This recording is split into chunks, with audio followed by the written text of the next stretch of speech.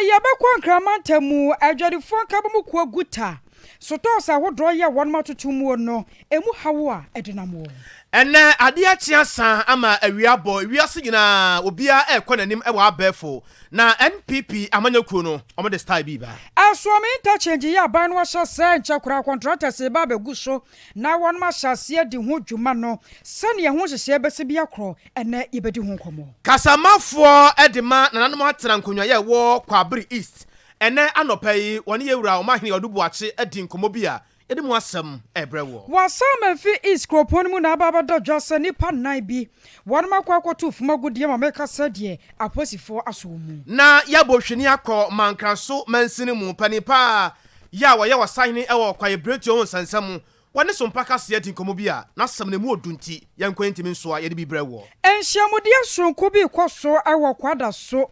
Agricultural College Kumasi ya na yebekọ na ni amane boni ho no soso akwakodi ho nkomo opening pa bi edi ensusue bi ba bonten eya namontuo ya efa atemuo adwuma no ho na eyedi anamontuo a ebika wen ho ne yedeba somo na hyene nso sansa wodro we nyina no sa wo pere nyina bi no wakenkan a www.sompafmonline.com wokwa obenya bi no wakenkan abotata betime atwaso anu adamaba se yemfa seda emanyumakui na yede ma cloud internet say omo yede fastest internet in the world dia opesa wo the internet ye bia no wo boawo na waye ediama top high woni ye nuanom love fm ana edi enhwe ne mu ema wo refi say eto mere bia ya yebusa ye ho asem na yebusa ye ho nsem bebre say enti duru sa nwumere du na gya ye hye fi ahodo mu ne yedidi a ya nyanka ewisia kunafo eya den anomudie Sompa Foundation ya kaye ho o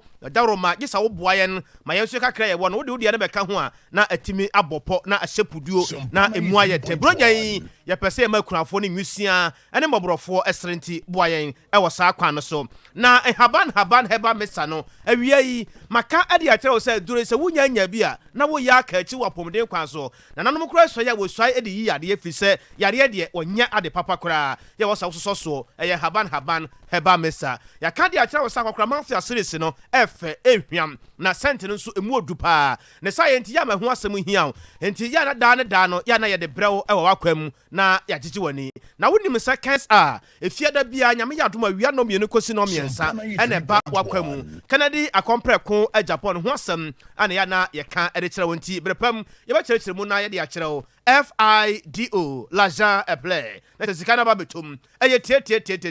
ebere wa pie mu Google Play Store wo download one app no pe na wo follow instructions no mo sa wo dam sayia wo na wo kro no we de se ye sikasemu sikaso de eye no bia so hia bi sikaso de wonya bia eye abusia we no nyumaku a wan maso ya senebre pam ye de won mo nyina won sampa batu dwa anuano mienu na yatena se ye medin ene akosia aje wakwade boaten menemenia nana kwabena kese afei ensam no nchemu enie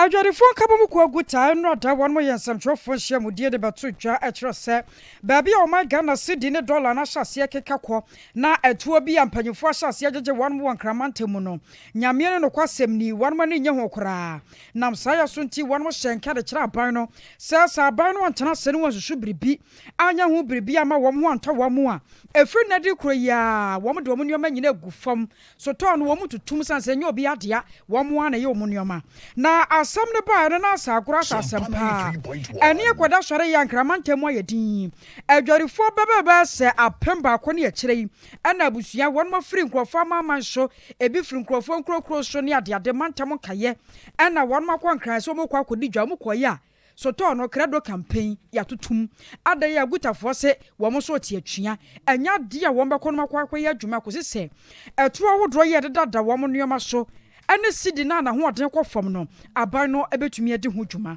na ana no pawade akyea bia dwumadi asu a wɔmayene yɛ ɔdo bo akyekyere na dwamuo no ene ɔne amane boni kwadwo bafo di nkɔmmɔ na kwadwo kɔ hɔ ane adwarifo no bi kɔkasae nyame anim ni na gye sɛ emu ahomete paa yanso makonim asɛm adwarifo no bi kaayɛ no na gye sɛ wɔkyere bi de gu ahoma so a yɛnso yɛbɛbɔ bidi ama mo moma yɛntie bie cable and the tia ya to stock no na say senior dollar na sie shoot e kosoro no enti ema ye kofa niema o kwan so e de ba no kofa ba na yebo because bedru bra beton niema na wie no ko $1 na unya ne se nia wo de kofa niema no na kese ka abemu enti ne ya je se pese atinte su kokko de traban akwanya bi a wo de bebo ayen se ne be ya $1 no betimi akofo mu amaye ni duma ye di so no betimi bi amefaso de abaso no tina amene ya to to shop banks le ni o mu di ma no se ko ho class ye $1 ni bia almost o mu ni $1 and until no $1 is saying na yes sign of black market na bank ya mo ye no ye adwuma ye se mo be ma ye $1 no mu nya bi ma ye na black market for next sama ya next price bi o mo bia na ere o mo de e ma ye enti bank for the nya do mo boy o mo ye e wo and ye no de ye hwe ye si ye nya be ye bank ye de market ni ki mi fi mu I be sure wo market because ye ntimi drink customer nko although ye dwe o mo ba ye ntimi hwe se meton ade no be ma customer me wie na ma boka what I senti kwan bia e befa o munya abotre ma o mo ahunti na ye sa won timi man say within 1 week me asesa na ma price there 4 times nto mo ahunti na ye tutu e pe kwan e befa so e be boa o mo so abusia wei aye jodifo bia wonom won kramantemu ana yate wo mon kana ne ye kwa maso na ye de kojo ba afo akwa akodi nkomo kojo na apom ye de Yes, I don't bia wakwa na muso. Eradi adomoni adwuma wae asesi ya no so to no wo mo da so tutum ana fedie homobra ba wo bia kasa kire wo mama biebie Well, bisesi ame no kasa mprempre ya IGP abepiem wa here Opera Square on Butan 24 ADS mu a ne nantisi nyina ne se obaye no wo se shops ne atotum na mprempre ni se bibi se so a na nipa bone for so de omo ho achi enti no IGP ne dom aba be share leadership ne bebu so omo se omaye ntoto bi a e de ama eye in terms of security akonfo e bi ebebo eru omo stores no omo shops no akwa ne omo enu na IGP aba ono mu edi nko sa me no kasa IGP eguso a ono mu anobaba shops no de eguso a omo atun a bibia di adanse se oma enye oma dwen so mu bie na se kira but eni mpenipo kasa ye no oma me ate ase se efi adwo ada kono na bia omo betimi ebie stores no but efi ene ede calling na de stores enya ade amu wepi ene ana o kira kopem se aban ebeti omu so pre na obaye de omo kan ede ama omo nti sa na ekoso wa mini aba yenhwe wo mu a wo mo frem ye me ya hodo ba ya se wo mo ba be didwa wo mo so sen na wo no ma ye wo ho anya bia no dodo no ba ye no wo mo sa akọ ana bi mu da so te ho twen se stores no mba bie no makwa akọtọ ade Ara wo se me wo mo say yeah retailers and say customers in be are stranded it only wo mo free other regions ni ba greater Accra be pan your man sam na me no ka say Opera Square and oba obi pi mu a Metro Mass for station one ma wo mo free sehwi enene dunkwaro ofin sa enkru a aka no e be digwa wa ha no be na ba he no sense atoto shops ni mu no omo nyina stranded a omo twen say eja ade be sana ka na sa de omo konti wodi nsika ba obesade ni sika akota because in penifo na your madwen say omo nya ka so omo mbie ni de omo mbie but any guta president kasa na nsem oli tu dan say enye guta for na ahye say omo tutu stores na emu traders na nkasa na abo mutimu process stores no nya ade obi na ebie kira esan say leadership no ye guta for no empempi no traders ni hu ni say nsem bi say ba na omo ne aban na kwakwa kosi nkunya emo kwa omo ba bi bi emfi mo bantin this time on the traders na afa to omo so say omo bi omo shop ne emie cha kwapem say ejo ada bedu no elo omo be bi nti no omo be to ade ne de minu aba yare wo say mama stranded obi also obana say de we nya na bia wafa ba bi say stores ni bi won na say bia omo bie a omo nye guta for members ni bia no akwa akoto ne omo ne sa se ne boy din se ne boy nya din no o manage ni sa ba dodo na ne sa de omo sika e say ko omo fifi mu a omo fi bai akwajo boye se si ya kasai enkran fa ana stores ni ebetumi akesi su dua se won mo de wokwa won matotum sisi a metimi de mensa esime bo aka che so ko ba bi ti se UTC o matoto stores sa so na wokwa aboso kan o matotum wo ba mokola o matotum wo ba Opera Square o matotum sa so na wokwa o kan shi so o matoto stores wokwa CMB a o matoto stores Circle o matoto stores enti this place is in na so far be meaning say o matoto stores no a penifo a guta for so ama ya ti ase say ho do membership no so e wo pa enti ho ne me a o matoto shops no na ara wo sem ba ko so a guta for traders ni so reason say banks no mo di banks no ho ya opa ni titi woni so omo no mo ye ejuma nti ene yan koma to mo stores no nkomo fi sen ka banks no so ebe join wo mo na nkomo so anya ejuma isa so omo traders na edi sika beto bank ho na bank na nya bi e di ara na nti se mo bie na se na ye anya ejuma na se sika ma bank na mo bie no e fa so be na wo nti ka bank fo le be come ho a enke be ma ban na hu se ampa traders na nsem no mo ka na e ye ni bresem na nka ban no e wo anu ye bi a wa bo mo apede pharmacy be dia mo nti no so ye concern ba kwa traders no so raise e wo ho no se le bi ni kan IGP gu so a wo no mo e kasa nti bibia so wo ho no mo a ye be mo ma so ati mo ani adwuma abusia mo ne boni kwojoba fo ne yete na care free nkramante mu na chese semeka said ye ne yekoso no stores no de dodo no a na wo mo atotum na eno achi no wo so fo be de achi ya wo hwe adwadie ne mfiri nwuma wonsam so ye ro Michael wachirba fi so akasai na ne nsem wo kan ye no mo ma yintibie. The point is very simple and straightforward. They raise some issues. Clearly, government has listened to all those issues, and we've made some concessions. Clearly, these concessions are so beneficial to them, and they themselves alluded to it in the meeting that it's going to help them a great deal. So we don't know. It seems to us that they're just interested in going on demonstration or just trying to close down their shop. You want one A, B, C, D to be solved or rectified. Government didn't refuse your suggestions or whatever you were looking for. Government has decided that at least they will make some necessary adjustments in government operations so that they'll be able to please you halfway. And both parties agreed in principle that these arrangements government have put in place is going to help. And we agreed that was last week, that they call off the strike or what they have decided to do immediately. They were happy, and so they instructed or gave directions to their members in Kumasi to open their shops. So we were surprised today when they told us that they want to also close their shops tomorrow. Clearly, we don't know what is going on. You could clearly see that now it is just moving away from just negotiations and trying to have a civil conversation to a state where people are just.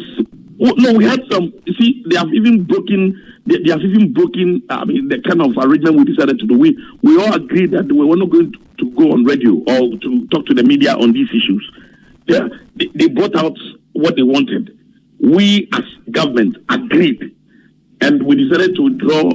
those officers who had gone for invigilation. We also decided that government was going to knock down a particular rate. We were going to use the Bank of Ghana interbank rate. I mean, with regards to the currency, I just people to. I was your way a year was so far the chair was sure Jody for you so when one for Michael or Beth. Omampani His Excellency Nana Adodankwa Ekufuato. Yaka achete mo di achira wo se wanama probomu wa santemantemu ahwe e de aso abofom de omawie na wabia no empo de wo se wode bopa na wode abopa eno ana oguso na wakopiem e wo nsuta kwama beposo na ebra wakopiem e wo ho no mensiri no assembly no ba bia obayi adwuma dada dwumadie bia no wahwe na fe nso watwa paso mu wo ho a wate ho ntoma betimi aboa wo mo no mafiri ase aye adwuma e wo mu na enum wo no no se ade ye fe papa nyamesi yanka no kure ade de afo we pa de chese me kasa nyefe a na yentese lo sikasa fai na nenso aya nije kwa so pa se nema miesa na abomu a amaya ba. First of all, such a central district is a regional minister ka the district assembly offices except me office president office and I said Jubilee annex Chamate say Jubilee annex FPA na me said I some na mo fanya at the papa one factory no model fufra la Chamate no dey about Ministry of Trade dey about I dey ba a bro samaye no ni nyina so no e dey sika e dodo adwuma e na e ba ha ye wie so a ya bomode so akwa agenda 111 na aba district ano when you know say such a district, such a central, what I become a sopa. I don't think Yaba so anya de ba kunti and my Yabaha. Yama miensa, I mean Yama mensa emodu. Na yenya wie. It says so yɛbɛbɛ bio yɛba no nso so no yɛ de papa nso ɛne nam nti medam ase paa na ɛwura kama a ɔyɛ mmarahyɛ badwani a ogyina ha ma mo nso so mesra mo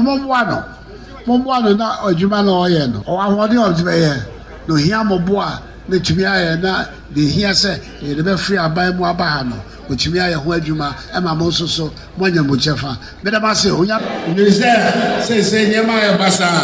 ɛnso ma mo suro yɛbɛfa mo na 2024 election no yɛmboaboa yɛn ho bring the age what is it me yɛ ba bɛyɛ no feeling no biawo Omampani nana adodankwa ekufuato ana yɛte ne nkan na dwumadie no ase no ɔsoafo abɛde akyire a wɔhwɛ nkurase mambo na afɛ so ho mpuntu ho nsam so yɛwura Augustine Collins ntim wɔno so ne nsam kakra ɛsɔ so wɔn ma bɔmɔdeɛ ntire nwie Ghana mampanyin ɛna saa administrator of common fund mmoa biara a wɔsi yɛ ho nyinaa no yɛde ɛbaeɛ a Ghana ha yɛka mmensi adan a yɛsi a maako aduɔso mmiɛnsa sɛ yɛ anɛteɛ na wɔadua no deɛ ɛyɛ soronko ɛsiane sɛ wura amra dɔdaa no sɛbi Ghana mampanyin na n'adokwa kakuruwa do adaroma wɔde hyɛ ne abubuafoɔ anim onyam no na ho hia sɛ ɛyɛ bi toa so ɛno nti wei ne assembly nko de lift ɛhyɛ mu a ɛbɛtena ba DC ɛne sɛbia mu abubuafoɔ a disabled foɔ wɔ ha no nyinaa no ɔbɛpɛ DC a wɔn mmerɛ koraa no wɔbɛtumi abɛhu no na nea ɛwɔ sɛ wɔn de amammerɛ adoka no nyinaa ɔbɛtumi ayɛ na nanom trankonwa mewɔ gyidie sɛ asante mam ha adeɛ kɛseɛ paa Ghana mampanyin na n'adodankwa Akufo-Addo wɔnam Ministry of Local Government ayɛ ɛne mmansi a yɛma maako edumiɛnsa sɛ ɔhwɛ Kumasi Metropolitan Assembly a yɛkyɛ adedodeɛ no a kɛɛme nko a ɛnnɛ yi a mene mo kasa yi asanteman mmansi maako from 2016 to date no edumiɛnsa and yɛde aka ho deɛ bi amamu from sub metro to municipal assemblies. Wei ɛyɛ ɔsoafoɔ abɛde akyerɛ ɔhwɛ nkurase mambo na afɛ so ho mpuntu ho nsam so yɛwura Collins ntim ana yɛte ne nkan na ne nyinaa mu nso so no yɛn soafoɔ ɔhwɛ adwadie na afɛ so mfiri nnwuma ho nsam so ronyanfoɔ Alan Kwadwo Kyerɛmaten wɔno so yɛbusa de sɛ papa obi wɔ hɔ no mu a yɛ anase ohun sɛ dwumadie bi ɛkɔ so sɛ wɔ Ghana ha sɛ no sɛ adeɛ no deɛ ɛfɛ deɛ nanso so no yɛne a yɛwɔ ha se no ebi kura na asabi yo nka nsuo ne yɛhia ɛnyɛ saa dan yɛ ɛne yɛbusa sɛ papa saa asɛm no yɛ amotetete amofa de sɛ no sɛ we no deɛ ɔmanfoɔ na ɛwɔ hɔ no mu ano yɛne ɔmu di nkɔmmɔ ama deɛ ɔmu hia ɛne yɛyɛ de ama wɔn yɛwura yɛde aban ɛhyɛ ne nsa adwumadie a ɛso no bo paa ɛne sɛ ɔbɛpɛgya mfididwuma ɛne ankorankora adwuma tiɛno mote yɛ a yɛde one district one factory nhyehyɛe bi aba a aban ɛsɔ ankorakora no asen na amansi biara no wɔn atumi ayɛ factory anaa mfididwuma kɛseɛ baako wɔ hɔ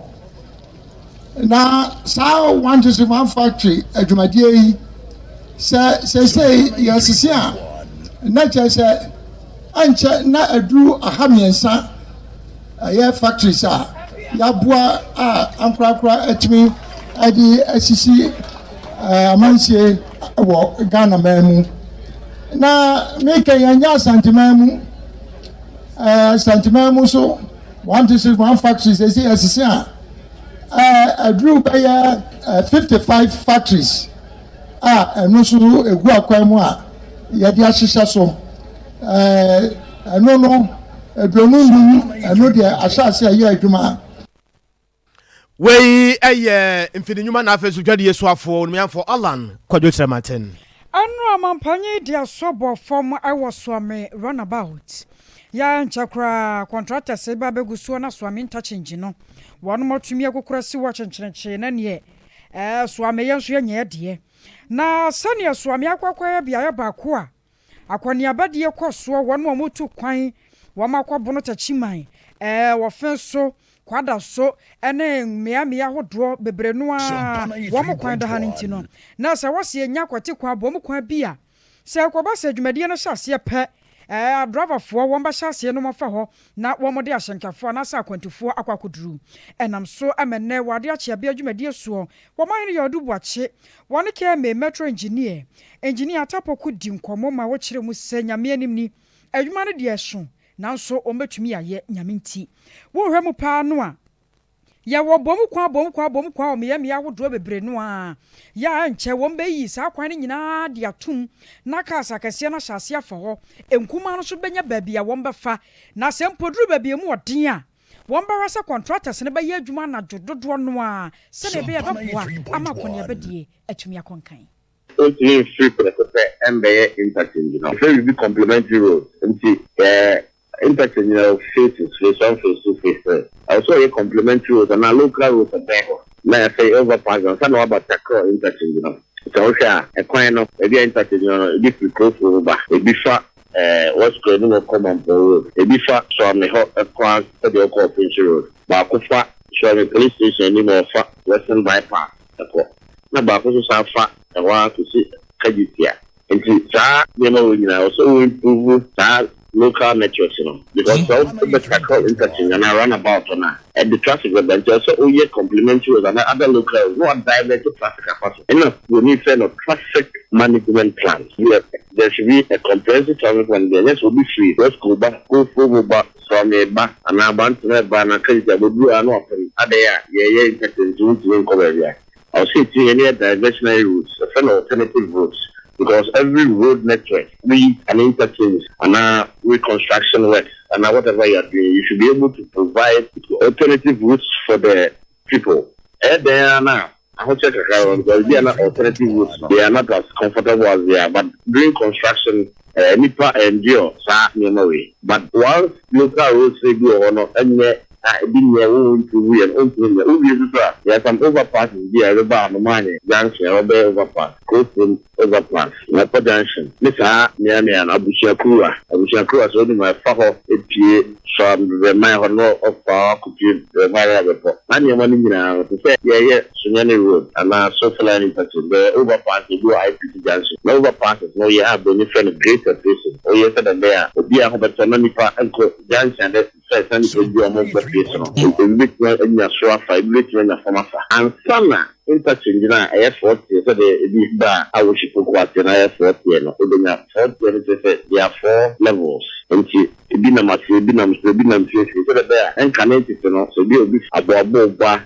no fa airport runabout no for the PA go so no ba so interchange ko no da o say no the free do Kajitia, but the few banks to my part, you free travel, but me, I have a part, so those run about,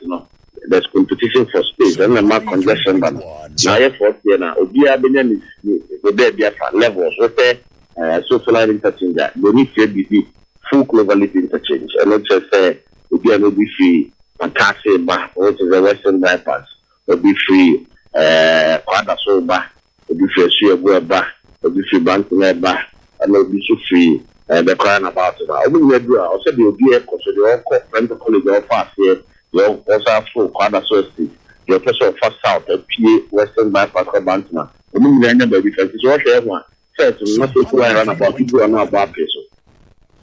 Engineer Atapoku where came metro engineer and watch mu no senior swam interchange no akwani abedie ebesibia kwaso bra contractors wo mo ebeyeso adwuma ya kai wo say ya live e wo Facebook YouTube no so ya adwuma ya duanam scientists bebere so boy chidoma wi ya den sam no petiba bia wo bia na adwuma ana egusu ya de ma wo na ya kwaya ni mu aye bo awura mu e wo amanyosem kakra NPP amanyoko no e boabo ho na wo keka wo ho so nyame ya adomo a said the down wataka say breaking the 8 no ebetimi abaso e de ma wo mu na ne science o ma kire mu se ene ade ha chia san ama obia e wo kurom ne nyina no akoye se ne bibia no aya abefo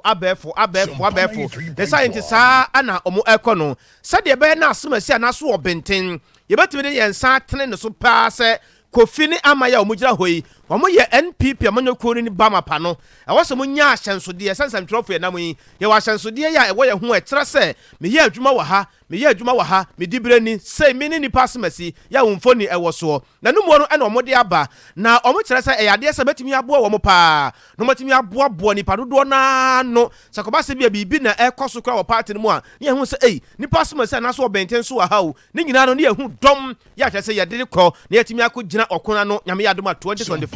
na ɛno aka ho bi ama ebra na dwumadie fɛfɛ sɛ ɛkɔ soɔ no national chairman edema NPP amonyɔkuo no yɛwura Steven Ayenso ntim wɔno ɛna gyina ne naso ya wɔde ɔmampani His Excellency Nana Adodankwa Akufo-Addo ne card ɛhyɛ ne nsam na ebra wɔde hyɛ ne nsam wie no His Excellency ɔkasae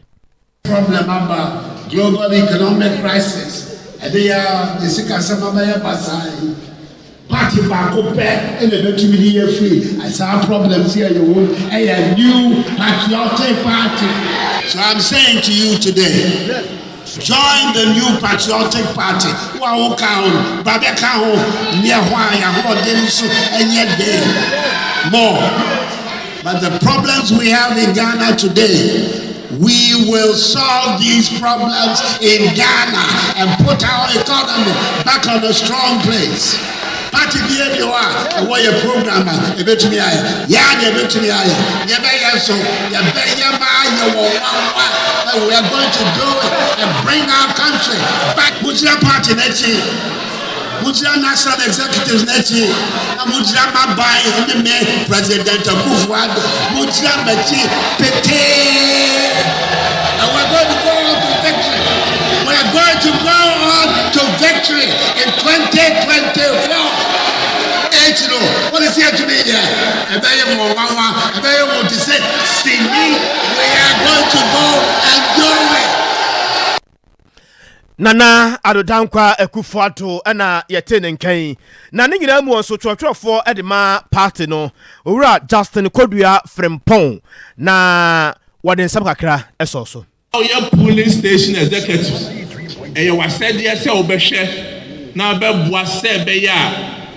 a nkɔfo a wɔto mpɔta mu ɔno ɔmenya yɛ party card no na ɔma bɛyɛ adwuma na ɔma boa ma party na hoɔden ɛdɛn akɔ so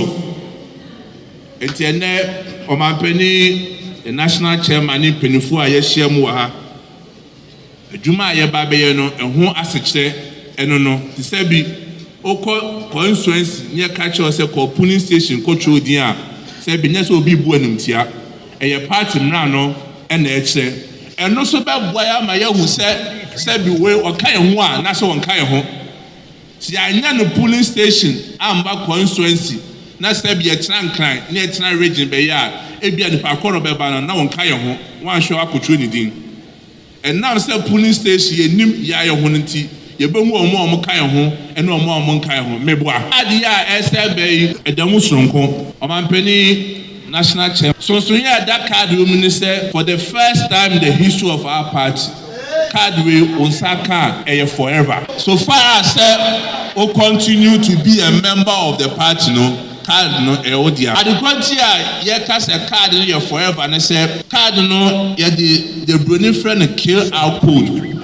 aka ho ɛne yɛ twagu yɛ ɛyɛ twɔtwɔfoɔ ɛde ma NPP amanyɔkuo no Justin Kodua Frimpong wasa Memphis East Kroponi mu ya wo mokrache panyi ya wo nyamfo Frederick Kwanche wa power operation no mercy want to my no ya srafo ne aposifo dom na wo makeka wo ho abom se galamse ko no de abusua wo mbeti sunkunim na no na won moduadua mu akwa kyere nipa nan bi wo asuo mamea mu ya won mokɔ na kyese won mache mu pa ya wo mugusu galamse no won mutuo na wa bra kɔkye wo mu no ese wo madane e kyere dia ma aposifo a make us nyame ya tomu a emra ne won mo ba bedi sane na efata enam so amapanyi pa ba ko ye friend set nanaboa one small scale miners association won di mu ntintima yie papa ya waka ho bie one so mpaka se edi nkomo echechensemu nim se aban entia mining na emom no mining no se obeye responsible mining ni se obeye ni yie na won se yensu ne ye nkwaye akono aban akon bebre ne du ba bia ne aban kasa se onya amfama ye ne local na yenhwe because soja fo ne ba o mbedu nzuo ne so a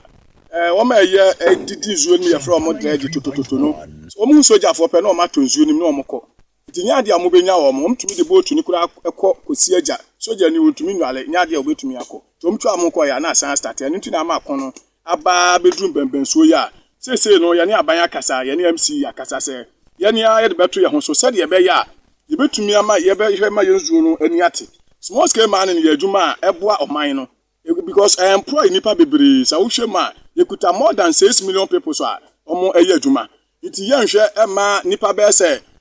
500 and 200 bi a ɔmo nyɛ adwuma no yie no ɛmɛsɛ small scale mining yɛn nso yɛ adwuma nti yɛtu yɛn ho asi hɔ sɛ yɛbɛboa aban no ɛyɛ second phase yɛ aban asan start sɛ wɔbɛko atia bio a sɛ military wɔne nananom ahyia ne MMDC ahyia ɛno na Manvi East ɛyɛ small scale mining yɛn nso yɛtu yɛn ho asi hɔ sɛ yɛbɛte local task force yɛne MC ɛyɛ Freddy Kranche ɛne nananom a ɛwɔ Manvi East baabi a yɛgyina yɛkasa yɛ wohwɛ wasa franseɛ mameɛ so ɛyɛ nsuo ɛda hɔ nom a ɛkɔbɔ ankobra yɛ mameɛ ɛkɔde kɔma ankobra no na ankobra nso de akɔma ɛpo ɛno na yɛnuanom bi a ɔmo yɛ illegal man ne ɛfrɛ ɔmo totototo a ɔmo yusu chamfan ɛda nsuo n'ani ti local task force na yɛate no a ebinom wa franseɛ mameɛ so a ɔmo nyinaa nso ɛyɛ small scale mining na ɔmo so nam sɛ ɛmpɛ sɛ ɔmo adwuma ɛbɛgu na soja ɛba bɛpam yɛn di yɛtu yɛn ho asi hɔ sɛ yɛbɛboa municipal chief ne yɛaboa nananom ɛne president ne yɛn nyinaa yɛyi ɔmo afiri so yɛyi ɔmo firi so wie afi no na ɛne a yɛyɛ ne yie no aban atumi ama yɛayɛ adwuma ne yɛn nso yɛn nsa akɔ yɛ abusua wei ɛyɛ owura ɛboa wɔkɔ Manvi East kopon mu a small scale miners association no wɔn so ɛka ho bi na no ya wampani na do dan kwaku fo do bepie mu asante manta ko bokumase no wokɔ Otek FM radio station ba ko ya ewo kumase ha na anopa dwumadie sɛ de Sompa die no ɔno so ɔkɔ hɔ ne wɔnom kɔdi dwuma na dwumadie no mu no na akoye nsembisa ne nyia no saa ba ko ye de kɔfa akwabere na agya kwabere so do nya boso po bia so yakwan kwabere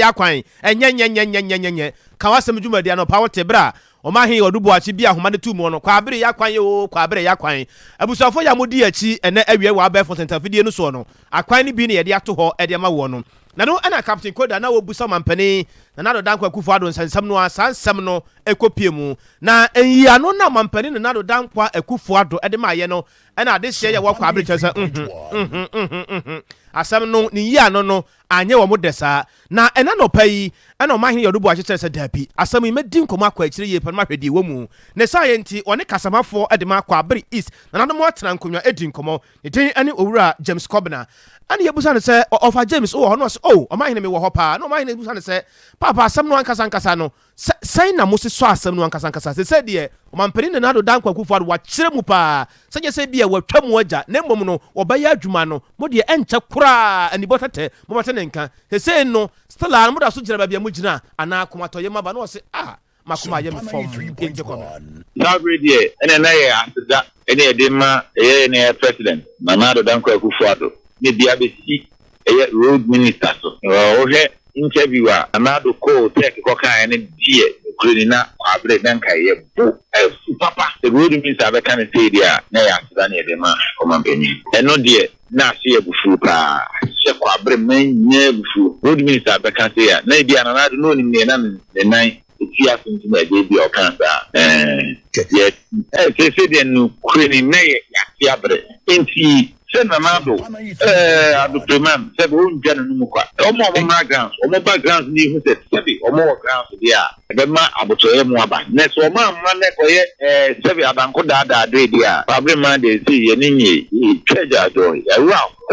Pemba, Kren, why, Mampontia, him, Kruno Cradi, Nana, Nindako, Minisea Mobako Mabana, Inya, Quine Crana, Sebodia, cool feel. Kruno, not a single part, your market. Ene ya etwagu ye eya kasamafo edema kwabere East na no atena nkonya ne tin ene Kobna James ene ate ne nkan Council for Scientific and Industrial Research warmo hia mu de ya toso aduasam yansa ekoso ewo kwada so Agricultural College Kumasi ye yamane boni na ya obo amale bia boga na akwakopi ho nana ma han Kosi amejoso na pom ye de Eradia dum na so Eradia dum ho ye na na ukwa ye hia mu de ne nyina no one more can't DA. I didn't pay for so much. Yo, because we are way a your munchie motor, dear Sam in Santan, your kind, na a Council for Scientific and Industrial Research Ghana, or Mojuma for not just a research about all Moye and the fire and sassy, you, the moon near Mahudu, no more the wound in beer, a pacotan, a payat, would do. I'm here to one or more. Omona come who boom sequa, a fibio musia. Na omojinjina omoho omonkan ko majumaye omuye yo wonsam no mo research ahodo omaye no omakeke hye wa hase no mo de akwakoda ban na fidie no omo asimtia omo editor so say sustainable soil and environmental resources management for food and nutritional security na bebi omodi omani asipa galamsey a SANSAS yemfudie ene yeniema hudo pititru ene kokwakuafo ene wo mucho mukokogu tons asene de magalamsey for ekudi galawo so na yinsu so a galamsey for atieti so a omo seyin su ni na eho eno se ebraso so womo Council for Scientific and Industrial Research for no aban ebeboa na omotimi edikan na okon a mampeni na nado danko akufo ado hyaye awo galamsey ho se ebo yensase ebo yinsu ebo yimfudie ho ban no womo ebienimu adikunenim ametimi akoyi womo cheso my research ahodo pi e de afa yinsu e de afa yensase ho a eho behia sasa na monto ya aban 82 ewo galamsey ho no so ne na ma hemfreshia oni DC seshia oni small scale miners ne binom ehihia wo di o madwene ne o munsusuye afa kon ho no ekon no ho enso mo fi so mo research ahodo a wo mo aye ebi ene ma mampeni na nado danko akufo do pedi ade 2017 mu no odi na konya se mampeni eto so a o ka kire Ghana for second bia so obetu galamsey so sanwe di sunkunim omo so mo research ni bi na ma mampeni etu sana mo nti se ne o se to na mo eto so mienu a omo ehwe ni mo se omo Council for Scientific and Industrial Research for no a omo research ntie bebre e de afa yensase yemfudie enu nsu ahodo ho no ababe makwan ma o disa kon nanim ama etini ewie peye ye Professor Mike Oseyawo Atwenebo ana on ye director Council for Scientific and Industrial Research womo water te nsu ahodo wo Ghana nyina ho research ni ade de apei wono dano on Sompa FM nsentwefo di nkomo efa kwan a yebetimi afaso na yinsu yensase yemfudie yetimi aboho ban ni akrakra ni ya enkoyese bi adachi bi enchirima eba bebo yintriso. The president am making a lot of effort through this. Danum said the land, each land, even though president, the government is the overall person in charge, but the chiefs are more the very localities where the mining activities are ongoing, and they are the owners of the land. And I think one thing that is very important, even before somebody is assigned a land, an area to mine, it must be a collaboration between the government and the chiefs. So if the chiefs are fully aware that this has been located to allotted to a particular company, then when they are working together, because when they go, they also inform them, so even the people themselves will also be aware. And I think in that case, even the chiefs together with their elders and also together with the citizen can even form a local police where they will be in the position to know that this place is allocated to this person. Now, when you know that these people places are located, the people are aware. Then BBR steps be also put in place because so we mining in an area, you have to reclaim the mine, the land. Now, what they can do, they can even say that after mining a particular area, let's say 1 acre or maybe half an acre, before you proceed to the next level, I also reclaim. Now, even in terms of reclamation, sometimes what happens is that some money is being asked for those miners to put in place so that in case they fail to reclaim, this money is given out. But all this arrangement must be a collaboration between the government and the chiefs and the people in that area. And I believe, sir, when it's done and the chiefs are aware, say Mr. A, B, and C near Nabaland no so. Once the people report, and that they have to report to the chiefs and the people, so the people know these people are aware, are over there. And this one more there, any mess biano, those people are responsible. Once in work that they must have a plan. Abusia ya mane boni nana ya obo amali bia boga ena konhyiamudie ya sia wode amane boyi ebesomye. Owura Gordon Ajimai waye Mankraso District Forest Service Division Manager na one ne no kasai. Na sama wode ma ye nyina tietietia. Wo kire sahwe wo kan asem bia kire Ghana for pana Ghana for nti asem wo kan. Enkofo bi efrase wo de wonsan etetre won so kire se District Forest na wo hono no. Nipa bonfo bi a awura mu a wo di amramodwuma wo hono no bonkum nifa ni mu ni akire no. Omo ma wo bia to me krata se kwawura ho na ye adwuma wo District Forest ni mu. Enu nti wa wonim na obebo ho musuo na se musuo bebo na bebo wura sa akwaye ni mu akwaye adwuma no de se mra no so mu pa bo se yes wi ase ohoi se ye to doko na ye gise to ka ho na ebra no to ne nsam no ye to ansei na community man ya ekoso degree forestry commission ma entry permit say community man no enkoso wo nti enam say me district forestry manager me so mi say forestry commission ma entry permit esi enye community man no na e wo say a forestry for any district manager no ye bo modern to anamo na say community man no a free degree forestry every say over committee money na inua kakra e wo kwa enu no omodi excavators akotisi ho omodwiri enua no bi atwegu ensua ewowo wo honom ensuo no asai eni asai na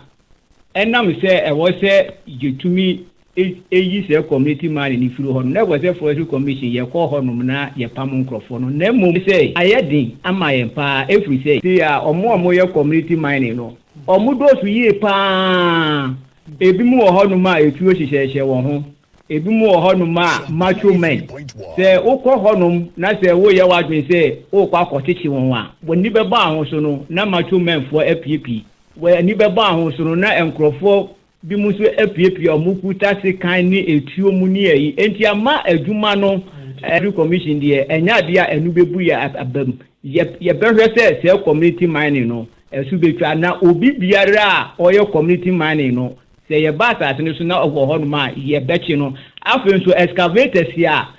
omudi ye community mining na ewo ho no no ye duru ho no ma ye bechi ni nyina ye bechi excavators bia ye behu wo ho no no ye bechi no edan ya esisi ho no se esi ase okọ ho no ma ebe yo nwanwa so forestry commission ye sandboard ra ye diesi ho no a ekire se ase ye forest reserve no community mining for no do mo sandboard ya me meka se forest reserve enwieni ho se enwieni ho no ma enu nkire se forestry commission anase forest lander ni nyina ni se management and se enwieni ho no ma eye enwieni ho ntino omo eyi ho prin if we say forestry commission abusawe aye owura Gordon Ajima wo do ni chemo mankran so a won ne kwaye bretu pani ya woti omanim e wo ho ne nsam a wode ma ye eno no na ye kanfo de ama wo se mesrew internet de no na edidi dwuma bia o cloud internet me ho asem hia o top high haya woni ye nuanom Love FM ene di hwane mu ade bia wo pese wo de internet ye bia ene ba bia wo pese wo de internet ne ko ne wo pese wo ye ma wo bia no wo mo no ne wo pe ene ombe ya ma onye de wo mo pantia ne wa hye ne nso from sesia no mo nkwa wo moa 0244 601 933 0244 601 933 na ye to nkrata oni aba ye ba ensema ka kire no edoso.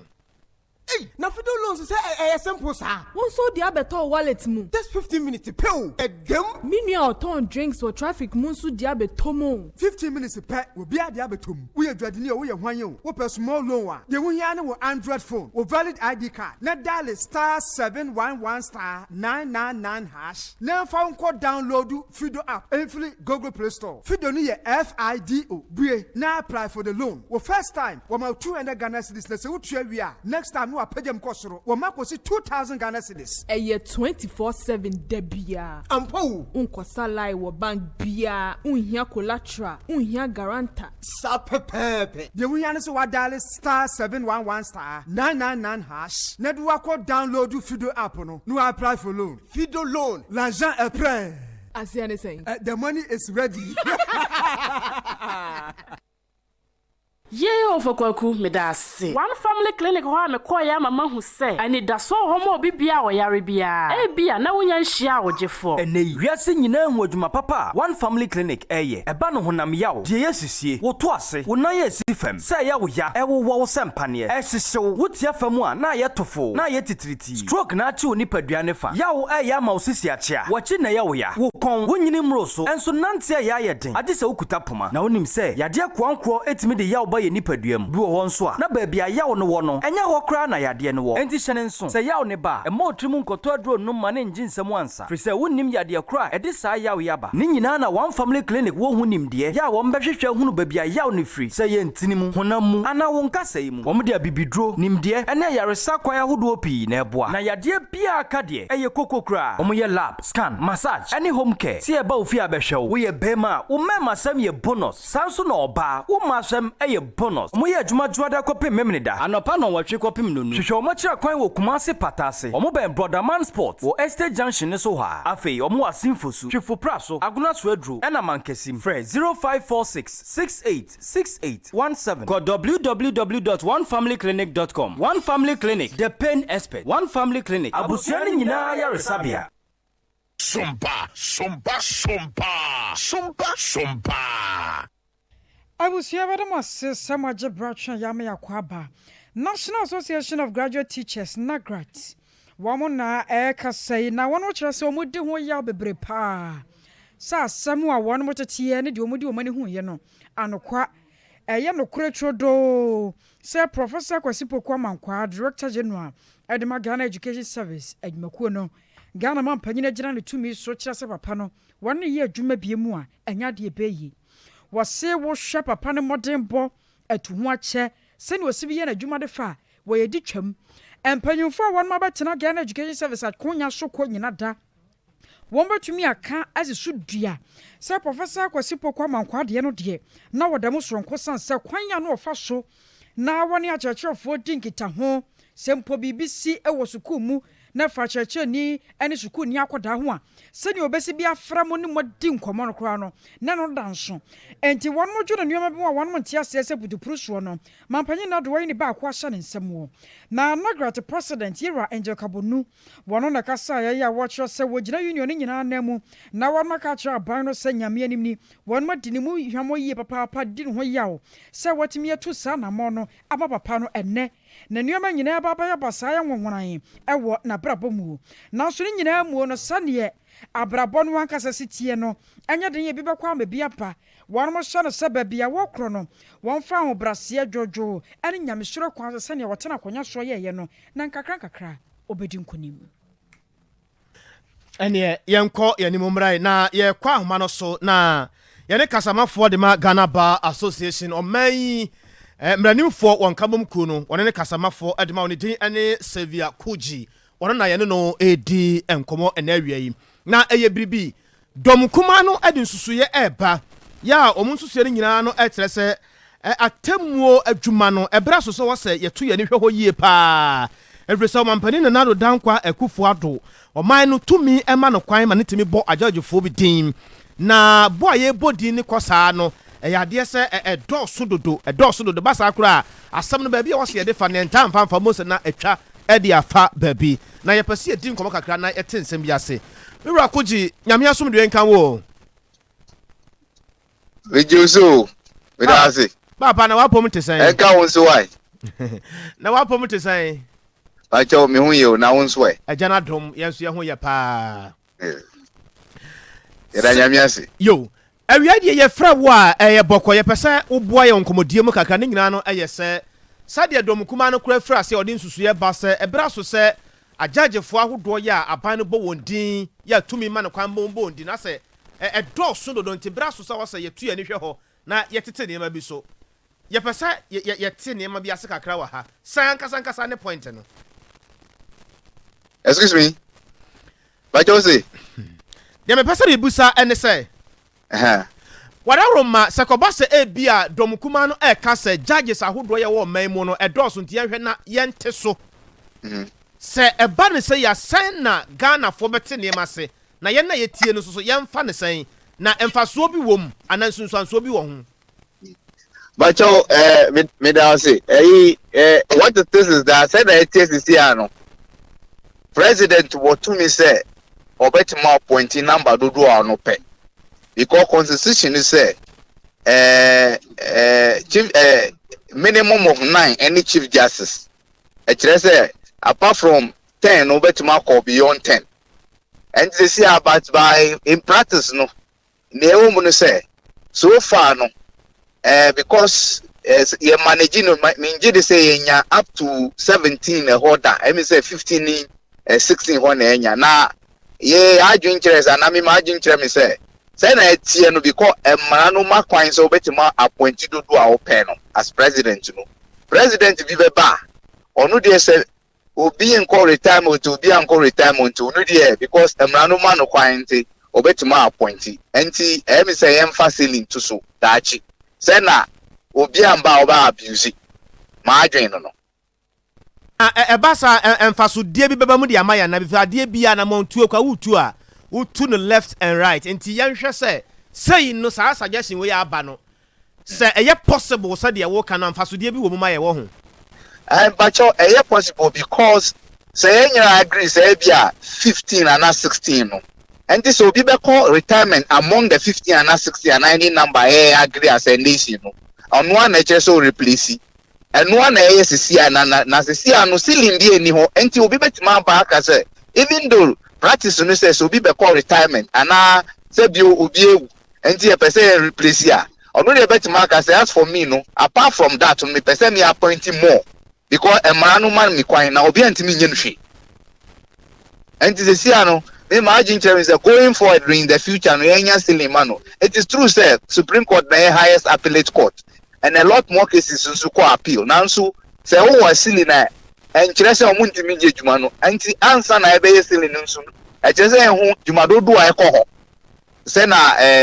ebetima no betima guide here answer na ya place silly no no sir no ebe involve a lot of consultation near there once na of course it doesn't have to be a one man decision because we ebetima a way to a constitutional review process but me, my own say, as a nation, we are not even committed to consider review. Why do I say this? Every time we hear these things on platforms, political platforms, Professor Amir's report, say that's all that does.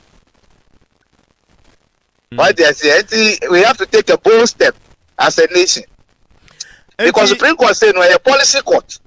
And you're careful, will be better abuse, as I've said. Because the answer say election petitions score. Those are cases that are tainted political and yen say obi abe comfortable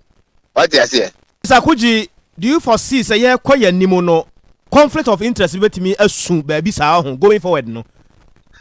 I don't see conflict of interest because ye ceiling na judge eba na obi be call retirement onim so obi appointed that number no on to me go beyond ceiling so far. That is what they are doing practically. But the point is that there is an avenue so to me talk as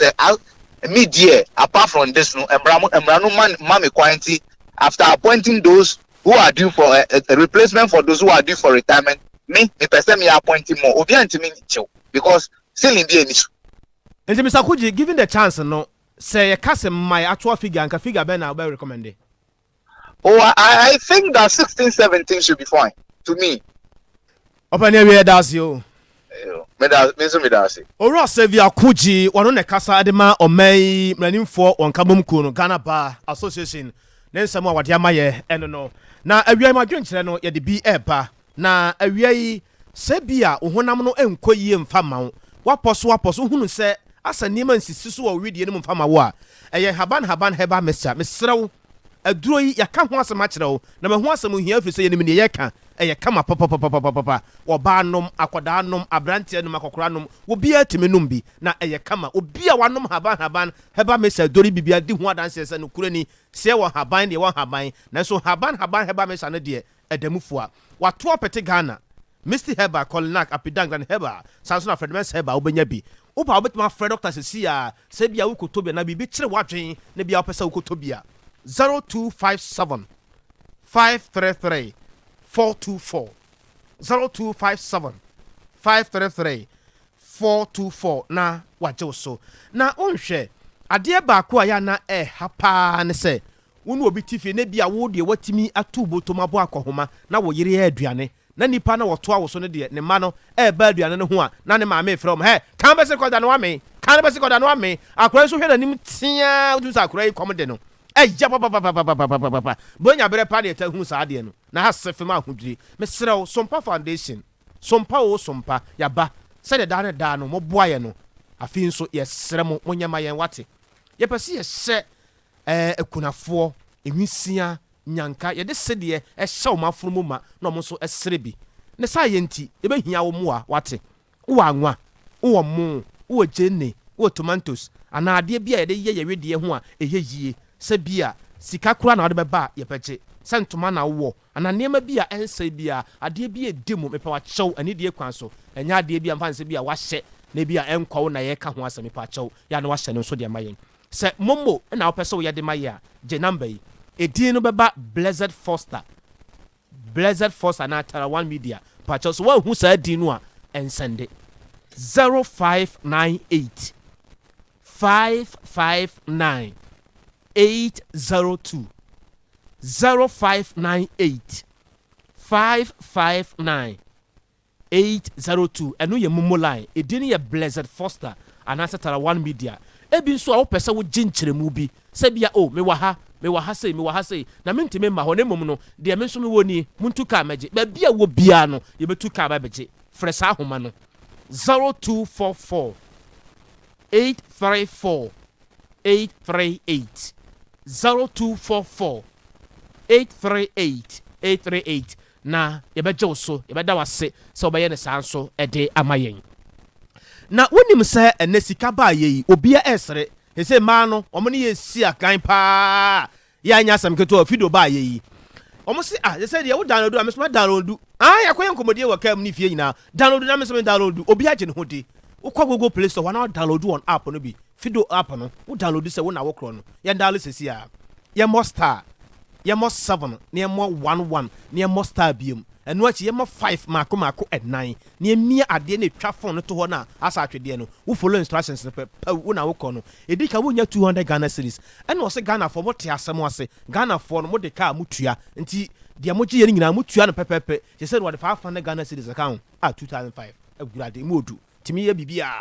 mesra wo ho asem hia l'argent est prêt na 15 a ejumadi a eba wa kwa me fiada bia wia no mienu kosi no miensa my god my goodness ensam wom ma kwan me bia mu de ma wo ma wankasa wobusa ade bia kyere wadwen ebia wo nsoso no ebia ade bi wo ha eya hintasem e wo Canada compare kwa Japan ho ye bia wonte da ye kyerɛkyerɛ mu de ekɔ de ba baabi a wobeduro ne botaye na nisu ade hu no ne da ye so ene nneema wahyehyɛ de agu akwa mu a NPP amanyoko no ema no kwan no bekura franka no na Ghana for so de pii ne so bread ye kokomoti etimo de ama ne sɛ omoyɛ mampani a nneema bebre wo hɔ no mu a nke bedi aboa ye na bewie yen yie enti ne bre no ani eye kens ifie da bia awia no mienu kosi no miensa na akokra mafia series no he awurade a efe papa akokra mafia series what why you want venture Tarawan Media ye kabom so ya na sa duro bia nka dem ene ye de bre wo na memenda bia no anwumre no nwotwempa mu kosi no nkron na ukwada bia so ya sa tia so bia mu de amaw no mienu awia gedegedegede kosi no mienu mpa mu 21st clinic yare na so usisi achi ho na ba bia mema ye bet no wo se na asa no kono wo se na awura sabe woto ho saa na fa usirem na hwan na twam na nkokom na de wasi fom enya si fom pe krim na kun be kuato atwene sisi a wo ye nim guase ya de baba eno na the whole world ye yetimidi yensa si ebo se we are the sciatica expert na he abeha back na se yan kan tell say ya na cruise bi ye de saa wotanum de bia information center wo say o me nya so na so be kom kinkire kwa wase bra ne yenkyere wade ade ketewa bi ne yede kyerɛ wo yenkyere bibi ketewa bi watiwa enie honhom fa no honam fam yare what sa wo ye hwehwemu yenka de wo ho nkyere wana babi yare ne firi ba no ye bɛka kyerɛ wo ne ye akyiwade aka no ye betu ase ama waduro tu ase amabiom tie no ye da sonko ta no so apatrapa new site ho aduro bi anka dem comfort na wanyumno do ba ba fie ha ho so nto bi ma me pa extra comfort limited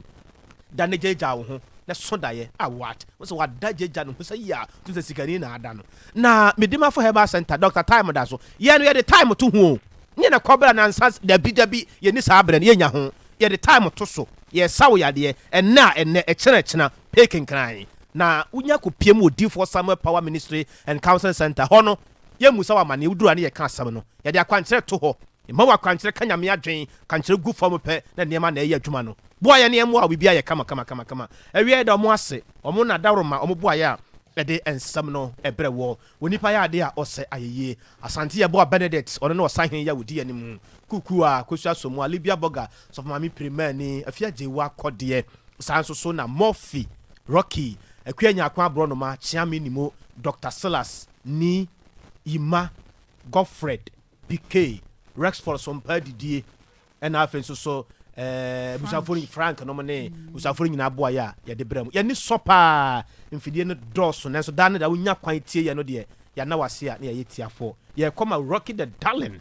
eja wade awache ba wiase kwato aso de nyumpa asomu ama na na kwabra kesi ni awie mene akosia ajiwa akode boate na kwabi yeso so akono nyame ya adomu a efiada ebe ena yankasa yenua be ma wo adom FM wo ma hene kwabena sante wo papa na wo tweda no e ba so yare ho sene papa o papa sene papa o papa tu mi se wodi photo photo o sene papa wo panyi Maxwell Kofi kese da kunyame ya adomu a efiada ebe yedi na wo tweda no wo Rich Park hon mo ade nyame kumase anopa no nsia ekosie no menu nsia sene amamre ne amane etie no na mo nsia no so se tuntum ni fita black and white eno ne yebehye enti wo ma hene kwabena sante nyame nkyekere obre wate emu oya na so be ne dei ewu atwede ba akomforo ye nyina yebekọ tibre no so yebekọ nyame ya adom afiada yeba bebo abusua na ya dodom kama abusua sebede ye sore so Rocky Otos die waguo no eno na wutwa Sompa 93.1